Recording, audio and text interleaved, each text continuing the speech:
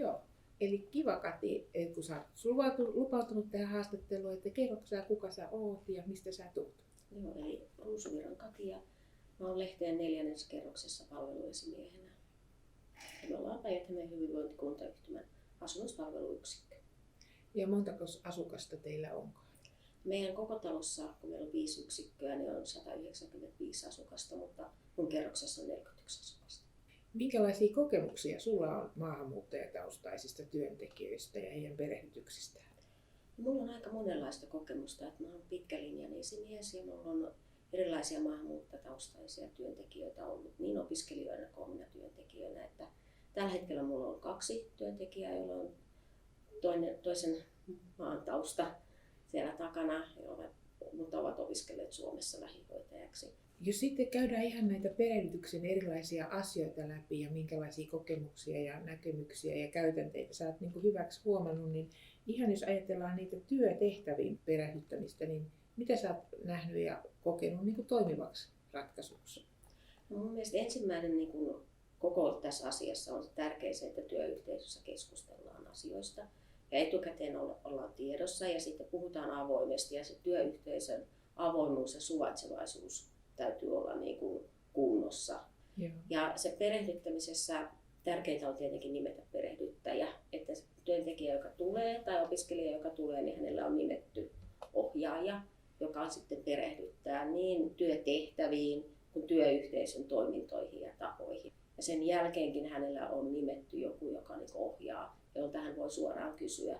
Että vaikka totta kai koko työyhteisö ohjaa ja perehdyttää, mutta että joskus opiskelijan tai uuden työntekijän on helpompi kysyä, kun on nimetty ihminen, keltä voi kysyä. Ja tietenkin se, että on materiaalia perehdytykseen kirjallisena, ettei tarvitse kaikkea muistaa, että näytetään mistä löytyy ja mihin voi aina palata ja mitä tietoa löytyy. Ja se on myös tärkeää ja tietenkin se, että ne on ajan tasalla ne tiedot, että meillä on ihan perehdytyskansio olemassa. Sä sanoitkin just tuosta perehdytysmateriaalista, että teillä sitä on. Oletteko te miettinyt sitä, että se olisi jotenkin kielitietoisesti tai jotenkin selkokielisesti, en tarkoita nyt ihan selkokieltä, mutta että jotenkin selkeällä suomella kirjoitettua? Sellaista selkokielistä ohjeistusta meillä ei tällä hetkellä ole, mutta me ollaan aika hyvin opittu puhumaan semmoista selkeää suomea, koska meillä on myös kehitysvammaisia työntekijöitä kerroksessa, joiden ohjaus on meillä päivittäistä, niin se myös tukee meitä siinä, että me osataan tavallaan löytää asiasta ydin ja sitten selkeästi sanoa se, eikä monisanaisesti lähdetä kiertelemään ja kaartelemaan.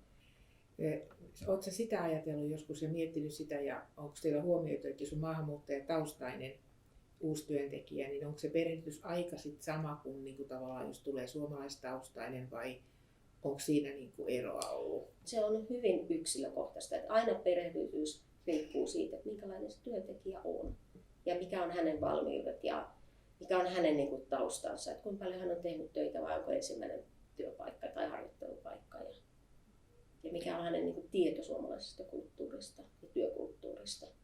Onko sulla jotain keinoja, millä sä sitä sit selvität, että miltä tavallaan lähtötasolta tämän työntekijän kanssa lähdetään?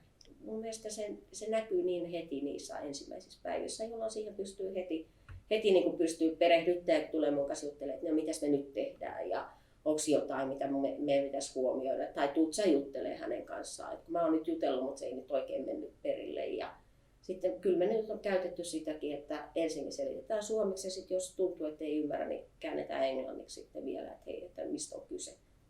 Onko sulla viittasit just tuohon, että se kielitaito saattaa olla joskus sellainen, että mietitte sitä, että miten se riittää. Niin onko sulla jotain keinoja siihen, että esimerkiksi kun sä haastattelet uutta työntekijää ja mietit sen rekrytoimista, niin minkälaisia keinoja sä käytät sen kielitaidon arviointiin? Sitten on hyvä laittaa työntekijä esimerkiksi kirjoittaa suomeksi, koska meidän pitää kuitenkin kirjoittaa ja päivittäin noita life carein asioita, niin että miten suomen kielen kirjoittaminen sujuu on yksi. Ja sitten se, että sama asiaa kysyy vähän 2 tai 3 eri tavalla, että tuleeko ymmärretyksi, että vaikka sen vaihtaa eri sanoiksi, niin se on se toinen. Ja sitten me keskustellaan paljon tällaisten työntekijöiden ja opiskelijoiden kanssa siitä, että sitä suomea täytyy käyttää myös työpaikan ulkopuolella vapaa-ajalla. Että on se sitten lukemista, kirjoittamista tai niin kuin keskustelua, mutta että suomen kielen käyttö ei saa rajoittua pelkästään työpaikkaan. Miten sitten tämmöinen korjaavan palautteen antaminen, niin minkälaisia keinoja sä siinä olet käyttänyt, jos semmoisen tilanteeseen joudutaan, niin tulee tarvetta?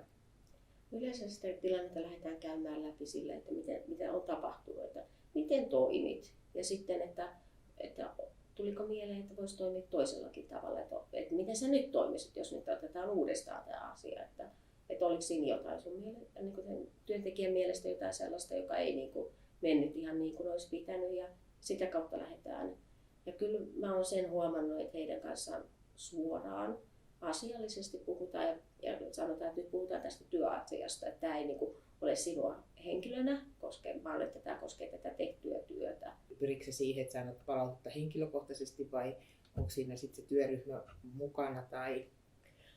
No se riippuu asiasta. Että totta kai henkilökohtaisesti, mutta usein mä pyrin siihen, että siinä olisi myös se työntekijä, joka on huomannut tämän tai ollut siinä tilanteessa mukana, ja oltaisiin sitten yhdessä kaikki. Että niin kuin siinä niin kuin voidaan myös sit verrata, että hei, että sä käyttänyt näin ja tämä toinen työntekijä teki tällaista. Että huomasitko, että teillä on niin kuin eroa? Että molemmin puolin. Mutta ei missään nimessä niin, että koko työyhteisön ääressä sillä, että kaikki on siinä kuulemassa, vaan että niin kuin sillä lailla niin kuin tilanne rauhallinen ja annetaan niin kuin sille ihmisellekin kuitenkin mahdollisuus niin kuin olla se oma itsensä, eikä niin kuin, että se hänet leimattaisi jotenkin työyhteisön edessä tai kaikkien työntekijöiden kuullen tai asukkaan kuullen. Että vaan niin kuin nimenomaan silleen, että se tilanne on niin kuin hyvä ja rauhallinen. Sitten on tämä yksi tärkeä asia ja näkökulma tähän perehdytykseen on myös se niin kuin tavallaan tämmöinen sosiaaliset suhteet ja niihin niin kuin sisään auttaminen sen uuden työntekijän. Niin onko sulla siinä jotain erityisiä huomioita, mitä olisit tehnyt niin kuin maahanmuuttajataustaisten työntekijöiden osalta? Se on aika vaikea kysymys sillä lailla, että tietenkin niin kuin työyhteisön sosiaaliset suhteet on aina hyvin moninaiset ja niiden kanssa se arjessa eläminen, niin me tietysti niin kuin vaistotaan ja pystytään lukemaan ja ollaan, niin kuin, että tämä työntekijä kertoo enemmän kuin toinen, mutta että se tietenkin, että otetaan mukaan, että me ei jätetä ulkopuolelle, niin se on se kaikkein tärkein asia, että ollaan kiinnostuneita hänestä myös ihmisenä. Me käydään paljon keskustelua siitä, että työntekijältä, että mistä hän tulee ja mitä hän taustaa ja mitä hän osaa. Ja mun mielestä mun työyhteisö on hyvin avoin, että me ollaan niin kuin yleisestikin, meillä puhutaan todella paljon niin kuin omasta elämästä tai vapaa-ajasta, harrastuksista tai kuka mitäkin haluaa avata, niin ja vaihdetaan jotain pitkeä jostain ruuasta tai kasvien viljelystä tai muusta tai tämmöistä, että tavallaan sitten, että kun he on siinä mukana, niin he kuulee, että niistä muutkin keskusteluun pystyy osallistumaan. Sä oot monta kertaa tässä sanonut sitä, että sä haluat varmistaa, että se viesti on niin kuin ymmärretty, niin minkälaisia keinoja sulla on sen viestin ymmärtämisen niin kuin varmistamiseksi? No tietysti sen asian kysyminen toisella lailla on yksi. Joo. Ja sitten se, että jos on kyse vaikka jostain tekstistä tai jostain muusta, niin sitten voi kysyä, että onko tässä jotain sellaisia sanoja, mitä sä et ymmärrä. Tai että nyt kun tämä ohjeistus on tullut, niin mitä teet? Joo. Miten toimit? Että sitä käytetään paljon. Joo. Ja sitten kyllä sitten joskus ihan niin kuin kuulee, minä kysyn ja moni muukin kysyy, ymmärsit sä mistä me nyt puhutaan? Tai että oliko tämä nyt riittävän selkeä? Että kysyy sen suoraan. Ja se on myös siinä sitten sen perehdyttämisen niin kuin tärkein myös meille suomalaisille ihan, että me ei voida millään sisäistä asioita kerralla ja niihin pitää palata. Ja senkin kun sanoo siellä perehdytyksen alussa, että hei, että nyt sulle tulee paljon asioita, että palataan näihin osaan myöhemmin, että sä et voi millään niin kuin muistaa näitä kaikkea. Että annetaan tavallaan lupa siihen, että ei tarviikaan muistaa kaikkea. Niin silloin se helpottaa ehkä sitä tilannetta enemmän. Miten sä ajattelet sitten tämmöisestä kaksisuuntaisesta perehdytyksestä, että jos ajatellaan, että on maahanmuuttajataustaisia työntekijöitä, että onko teillä järjestetty jotakin erillisiä tilanteita, missä olisi kertonut omasta kulttuuristaan tai tämmöistä järjestelmällisesti?